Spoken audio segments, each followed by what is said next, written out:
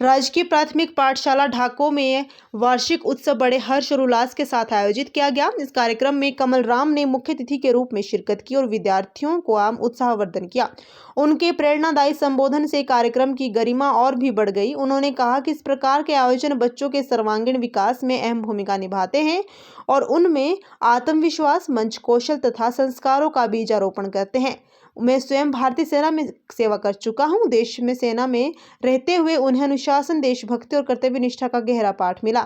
सीमा पर खड़ा हर सैनिक देश की रक्षा के लिए अपने प्राणों तक की आहुति देने को तैयार रहता है। उन्होंने कहा, लेकिन आज के समय में देश की रक्षा केवल सीमाओं पर ही नहीं बल्कि हमारे घर और विद्यालयों में भी हो रही है। शिक्षक, अभिभावक और समाज मिलकर बच्चों को गलत सोच, नशाखोरी, मोबाइल की लत और भटकाव से बचाने का कार्य कर रहे हैं। यही वास्तविक राष्ट्र सेवा है। शिक्षकों की भूमिका को सैनिकों के समान बताते हुए कहा कि कक्षा में खड़ा शिक्षक देश का भविष्य गढ़ता है। बच्चों में दिए गए संस्कार, नैतिक शिक्षा और अनुशासन ही उन्हें आगे चलकर एक जिम्मेदार नागरिक बनाते हैं। इस कार्यक्रम में ग्राम पंचायत शमरोड के प्रधान नंदराम, उप प्रधान जगमोहन ठाकुर, नरेश भाटिया, अमित, करुण, ऋषि, दीपक, अमित भारद्वाज, अन्य लोग मौजूद रहे। भारत माता की, भारत माता की। विद्यालय परिवार, समस्त सम्मानित शिक्षकगण, आदरणीय अभिभावकों तथा मेरे प्रिय विद्यार्थियों, आप सभी को मेरा सादर प्रणाम। इस गरिमामय अवसर पर मुझे आमंत्रित करने के लिए मैं विद्यालय परिवार का हृदय से आभार व्यक्त करता हूँ।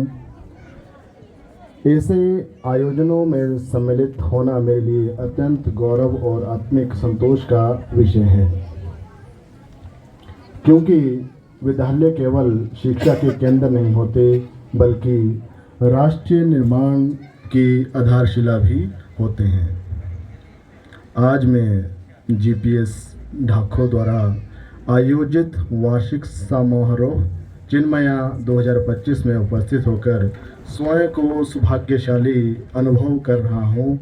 इस प्रकार के सांस्कृतिक, शैक्षणिक और रचनात्मक आयोजन बच्चों की छिपी हुई प्रतिभाओं को सामने लाने का सशक्त माध्यम होते हैं।